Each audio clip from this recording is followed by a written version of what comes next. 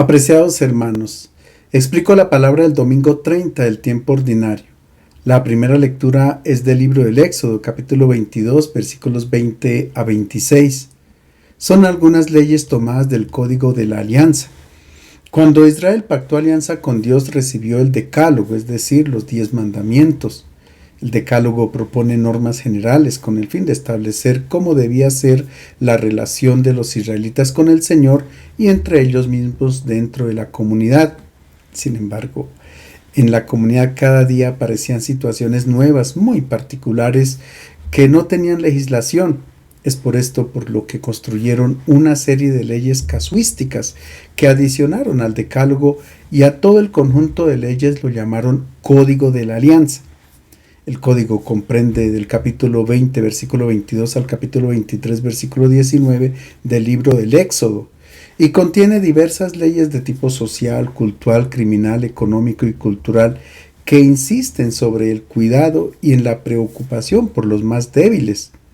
Los autores del libro del Éxodo presentan estas leyes como dictadas por Dios a Moisés en el monte Sinaí, pero en realidad recogen los preceptos hechos por los legisladores de Israel en distintas épocas de su historia y en distintos contextos de la vida. Nuestra lectura presenta un extracto del Código de la Alianza. No oprimirás ni maltratarás al emigrante, porque ustedes fueron emigrantes en Egipto. No explotarás a viudas ni a huérfanos, porque si los explotas y ellos gritan a mí, yo los escucharé. Se encenderá mi ira contra ustedes y los haré morir a espada, dejando a sus mujeres viudas y a sus hijos huérfanos.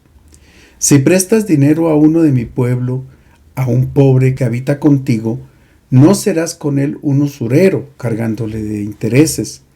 Si tomas prestado la ropa de tu hermano, se la devolverás antes de ponerse el sol, porque no tiene otro vestido para cubrir su cuerpo y para acostarse.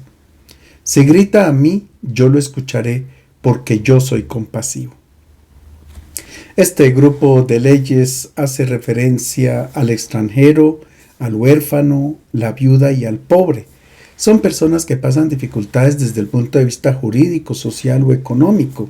Sin embargo, Israel no podía comportarse como los demás pueblos, y por esto establece un sistema de leyes con el fin de evitar cualquier tipo de injusticias contra estas personas indefensas. El extranjero es una persona que, a causa de las guerras, los desastres naturales o por motivos laborales, ha dejado su tierra, sus raíces familiares y culturales, y se encuentra en un ambiente diverso donde no siempre viene protegido por el sistema legal, y desafortunadamente personas sin escrúpulos cometen contra él toda clase de injusticias, abusos y atropellos.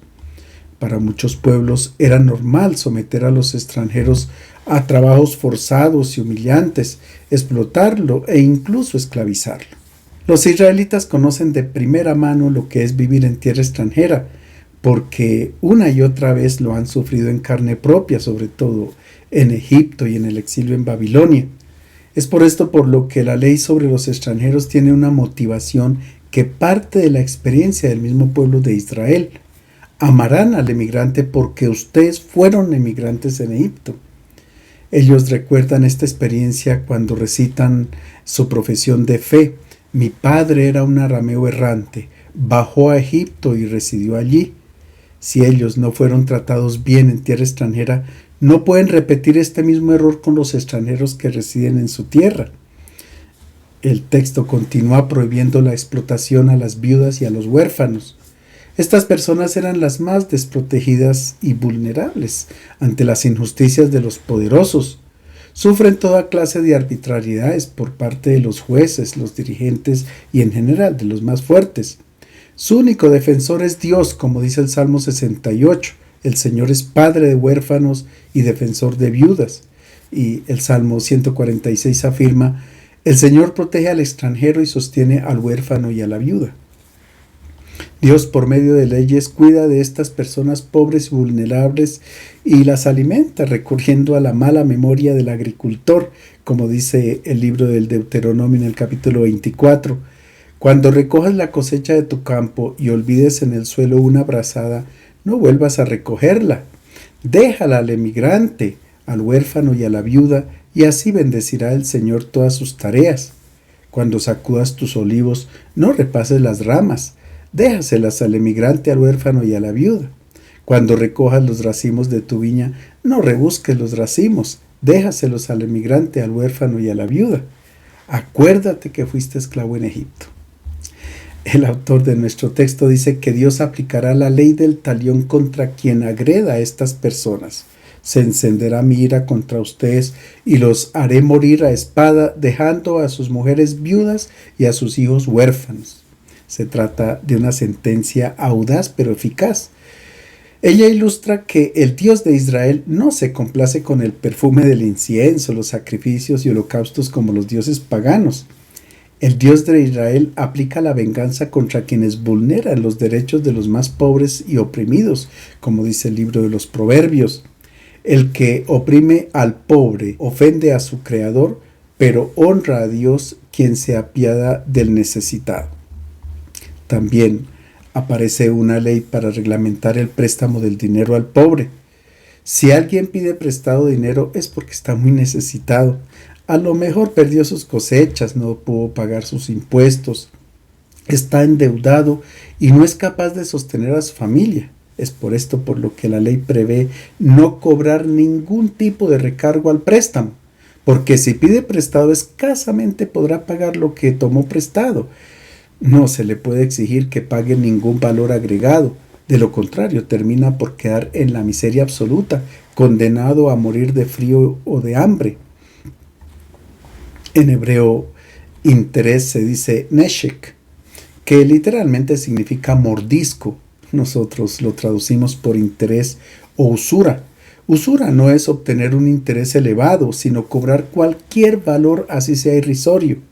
En este sentido, dice el libro del Levítico, si un hermano tuyo se arruina y no puede mantenerse, tú lo sustentarás para que viva contigo como si fuera un extranjero o un huésped.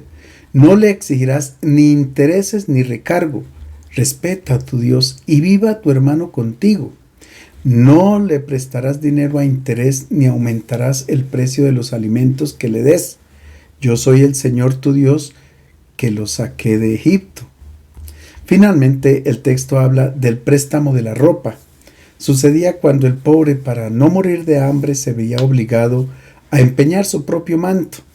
El manto era una capa sin mangas y de bordes redondeados que el pobre llevaba a todas partes como su única prenda y abrigo. Dios ordena que antes de que llegue la noche le sea entregado sin condiciones, porque es posible que no tenga cómo abrigarse para pasar la noche. Si el pobre se queja por falta de su manto, el Señor, que es misericordioso, oirá su lamento e intervendrá inmediatamente a su favor. Si Israel quiere vivir en comunión con su Dios, tendrá que cumplir con todas estas leyes, cuyo propósito es eliminar en la comunidad cualquier clase de injusticia o arbitrariedad con los más débiles e indefensos, especialmente con el extranjero, el huérfano, la viuda y el pobre. Obedeciendo a estos preceptos, podrán cumplir algunas de las cláusulas de la alianza celebrada con Dios. La segunda lectura es de la primera carta a los Tesalonicenses, capítulo 1, versículos 5 a 10. Los fieles de Tesalónica abandonan los ídolos y se convierten a Dios. Los cristianos que acogen el Evangelio en Tesalónica en su mayoría proceden del ambiente pagano. A pesar de que Pablo no tuvo suficiente tiempo para explicarles el Evangelio, ellos rápidamente se convirtieron a Dios. Ahora el apóstol aprovecha para profundizar en las verdades del mensaje cristiano. Ya saben cómo procedimos cuando estuvimos allí al servicio de ustedes, y ustedes por su parte siguieron nuestro ejemplo y el del Señor, recibiendo el mensaje con el gozo del Espíritu Santo en medio de graves dificultades, hasta el punto de convertirse en modelo de todos los creyentes de Macedonia y Acaya. A partir de ustedes la palabra del Señor no solo se difundió en Macedonia y Acaya, sino que a todas partes llegó la fama de su fe en Dios, de manera que no es necesario hablar de esto. Ellos mismos cuentan cómo ustedes me han recibido y cómo, dejando los ídolos, se convirtieron a Dios para servir al Dios vivo y verdadero, y esperar la venida desde el cielo de su Hijo, al que resucitó de la muerte, Jesús, que nos libra de la condena futura. Los tesalonicenses siguieron el ejemplo de los apóstoles y acogieron el mensaje del Evangelio con gozo y alegría en medio de las dificultades, persecuciones y hostilidades de sus conciudadanos. Pablo está seguro que ahora los habitantes de las dos provincias romanas de Grecia, Macedonia y Acaya, seguirán el ejemplo de los cristianos de Tesalónica y sufrirán alegremente por el Evangelio. Gracias a la acción del Espíritu Santo, el Evangelio se convierte en un dinamismo de vida y de salvación para todos los pueblos cuando es acogido con alegría a pesar de los sufrimientos. Los cristianos de Tesalónica eran paganos, rendían culto a los ídolos falsos e inertes, pero gracias al anuncio del Evangelio por parte de los apóstoles, ahora ellos se han acercado al único Dios y esperan la venida de su Hijo resucitado. Siguiendo a Cristo, no tienen por qué temer al juicio futuro que el Señor pronunciará sobre ellos. En la perspectiva del apóstol, este juicio coincide con el concepto positivo que él ya tiene sobre la comunidad de Tesalónica. El Evangelio es de San Mateo capítulo 22 versículos 34 a 40. Un doctor de la ley pregunta a Jesús por el más grande de todos los mandamientos. Mateo, en el capítulo 22 de su Evangelio, presenta tres controversias entre Jesús y sus opositores. Con ellas, el evangelista pone en evidencia el progreso del odio contra Jesús, que terminará con una sentencia de muerte. La primera controversia trata del tributo al César. La intención de los fariseos junto con los herodianos era la de buscar un motivo para poderlo acusar ante la autoridad romana y también para desacreditarlo ante el pueblo. La segunda controversia hace referencia a la resurrección de los muertos. Aquí son los saduceos, que no creen en la resurrección, quienes le presentan el caso de una mujer que durante su vida tuvo 7 maridos y le preguntan que en la resurrección de cuál de los 7 será esposa. Jesús responde acertadamente y les hace ver que ellos están en el error, porque en la resurrección ni los hombres tomarán mujer, ni las mujeres marido, sino que serán como ángeles en el cielo.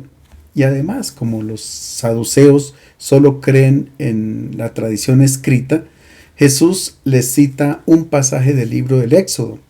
Yo soy el Dios de Abraham, el Dios de Isaac y el Dios de Jacob. Por tanto, no es un Dios de muertos, sino de vivos. Esto significa que los patriarcas aún viven.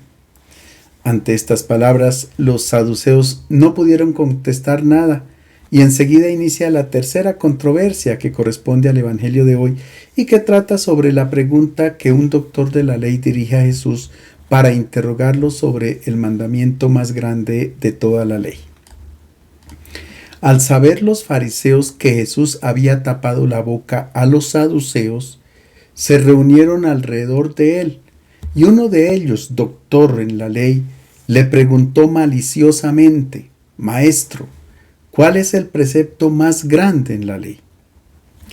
Los fariseos son quienes están más interesados en poder hacer caer a Jesús de alguna manera.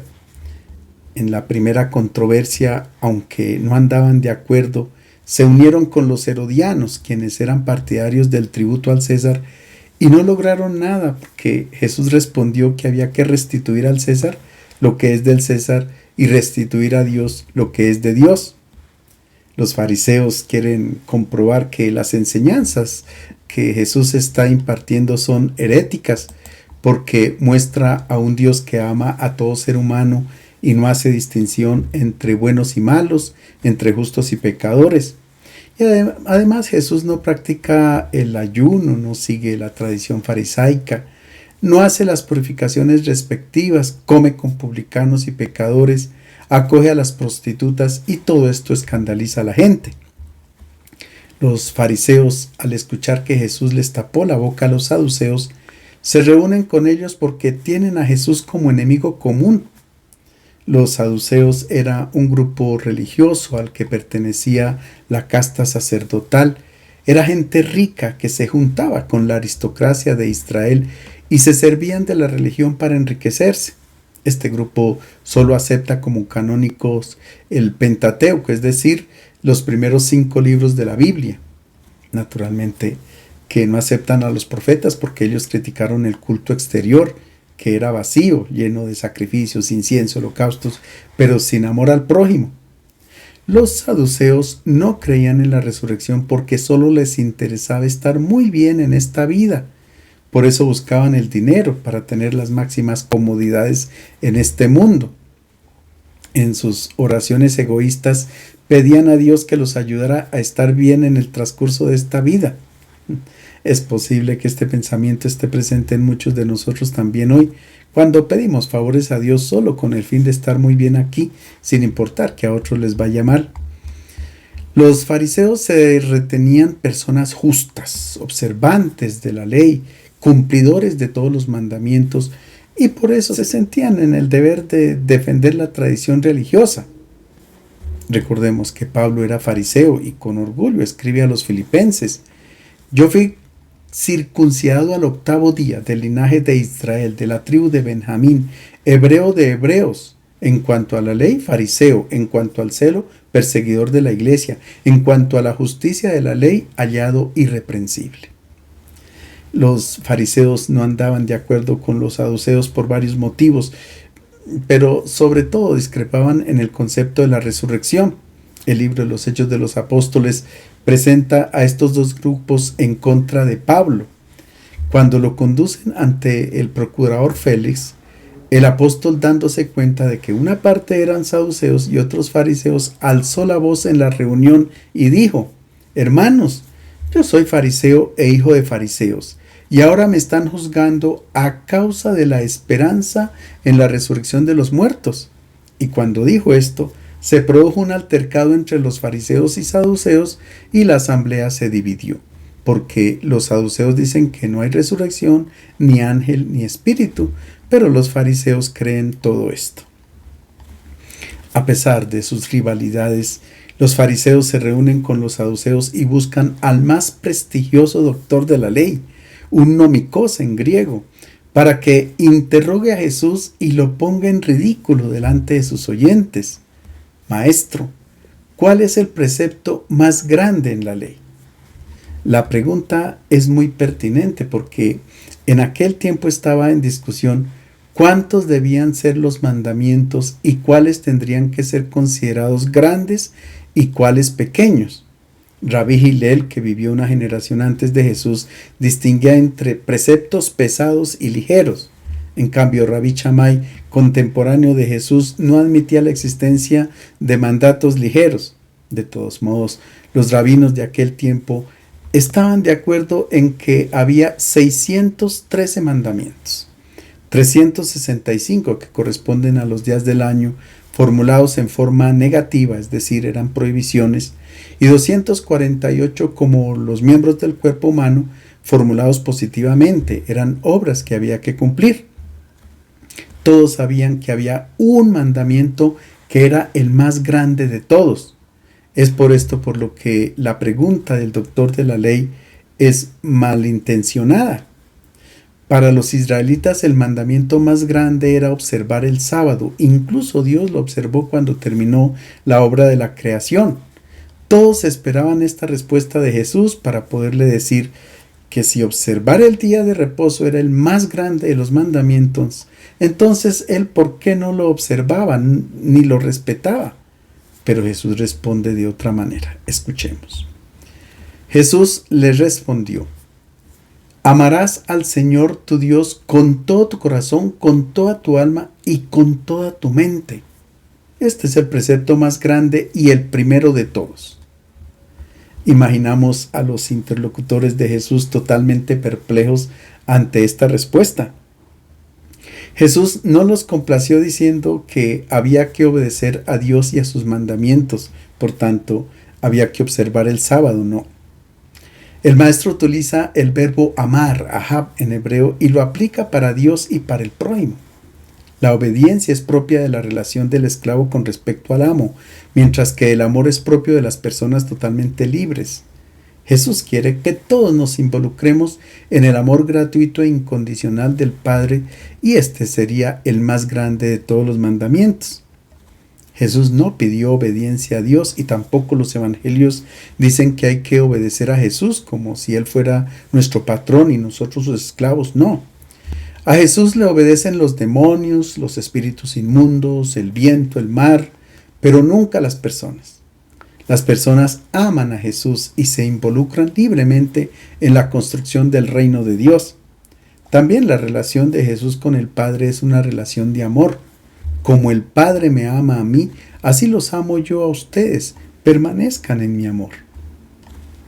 Jesús responde a sus interlocutores con la profesión de fe por excelencia que todo judío piadoso recitaba 3 veces al día, en la mañana, en la tarde y antes de dormir, y siempre en la dirección hacia Jerusalén, la ciudad santa.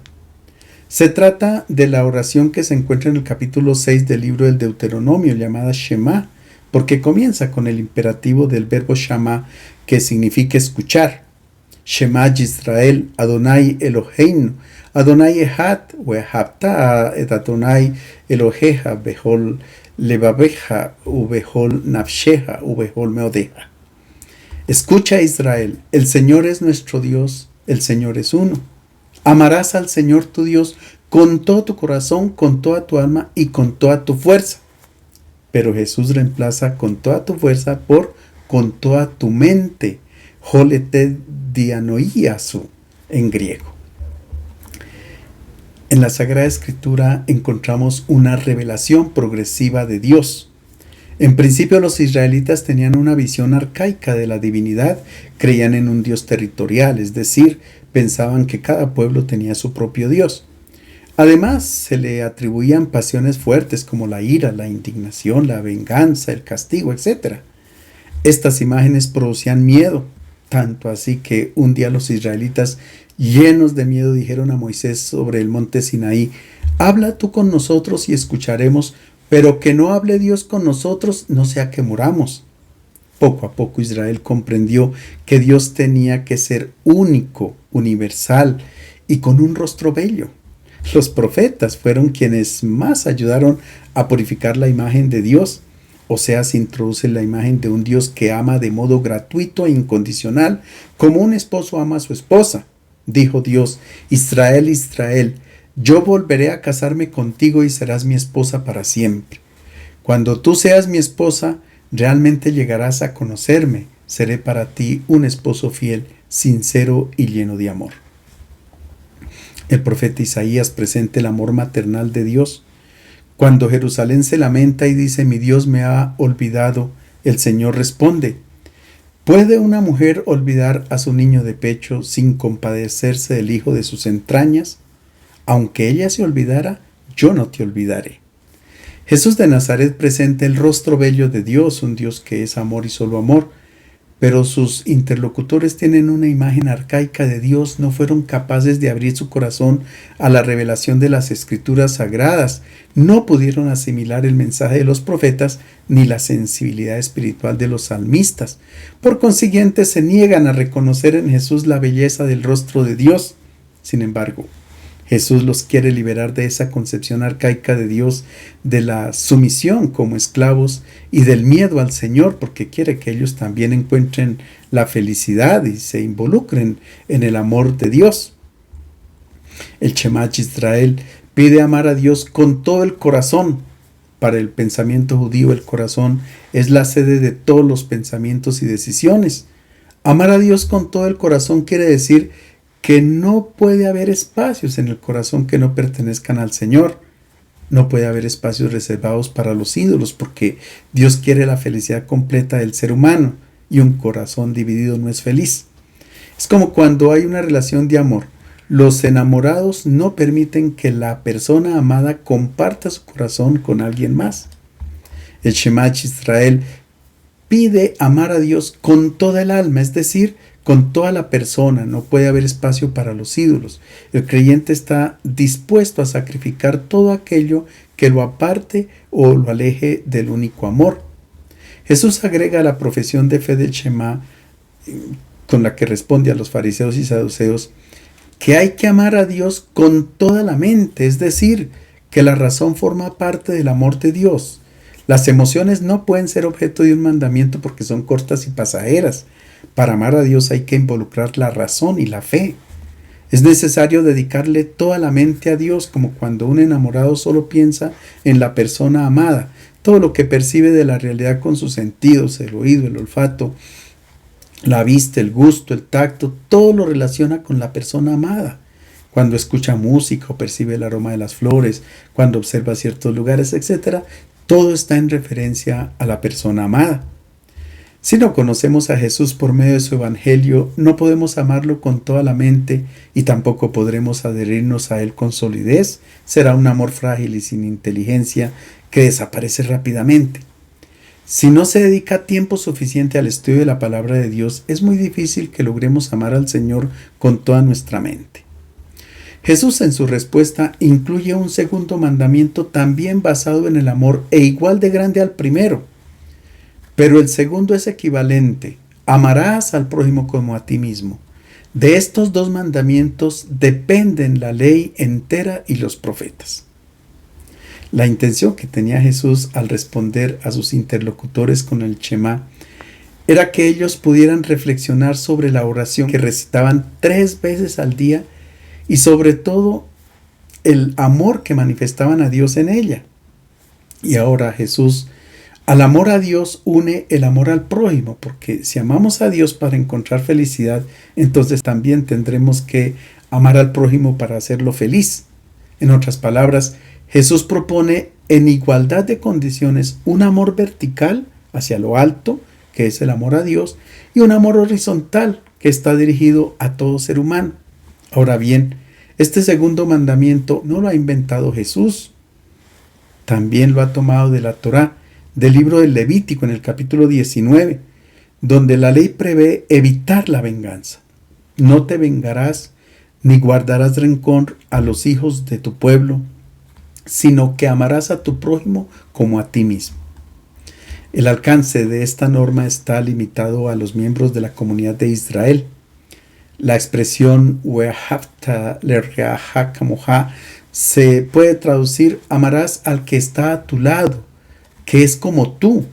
Es tu propia carne, como dice el profeta Isaías hablando del ayuno que agrada a Dios, que comparta tu pan con el hambriento y que albergues en tu casa a los pobres sin hogar, que veas al desnudo y lo cubras y no te escondas de tu propia carne. Este es el ayuno que agrada al Señor. Si reconociéramos a quien está a nuestro lado como nuestra propia carne, nunca le haríamos daño. Para Jesús el amor no tiene límites, tiene que ir más allá de los miembros de la comunidad de Israel. Por eso hay que tener en cuenta el amor al forastero para darle pan y vestido. Pero ahora el amor adquiere una nueva medida. Ya no es amar al prójimo como a ti mismo, sino que Jesús dice: ámense los unos a los otros como yo los he amado. La nueva medida es como yo los he amado. Se trata de un mandamiento nuevo, porque Jesús nos ha amado hasta el extremo, es decir, hasta entregar su propia vida por cada uno de nosotros. Para Jesús, el prójimo es un concepto inclusivo. Es todo ser humano, sin ninguna clase de discriminación, porque todos somos hermanos, hijos de un único Padre. Es por esto por lo que el segundo mandamiento en boca de Jesús supera al que encontramos en el libro del Levítico. Jesús pide amar incluso al enemigo. Si la persona te está haciendo algún mal y tiene alguna necesidad, tú debes ayudarlo inmediatamente, incluso ofreciendo tu vida por él. Jesús nos pide: amen a sus enemigos y oren por los que los persiguen, para que ustedes sean hijos de su Padre que está en los cielos, porque Él hace salir su sol sobre malos y buenos y llover sobre justos e injustos. Para Jesús, el amor al prójimo está en relación directa con el amor a Dios. Tal como dice San Juan en su primera carta: si alguien afirma yo amo a Dios, pero odia a su hermano, es un mentiroso, pues el que no ama a su hermano a quien ha visto, no puede amar a Dios a quien no ha visto. San Pablo condensa los dos mandamientos en uno solo y escribe a los Gálatas: toda la ley se cumple con un precepto: amarás a tu prójimo como a ti mismo. y a los romanos les recomienda que la única deuda que tengan con los demás sea la deuda del amor mutuo, porque el que ama al prójimo ya cumplió toda la ley. El amor no es un mandamiento que procede del exterior. Nadie puede obligar a alguien a amar. El amor brota desde el corazón del ser humano, porque esa es nuestra naturaleza, así nos ha creado Dios.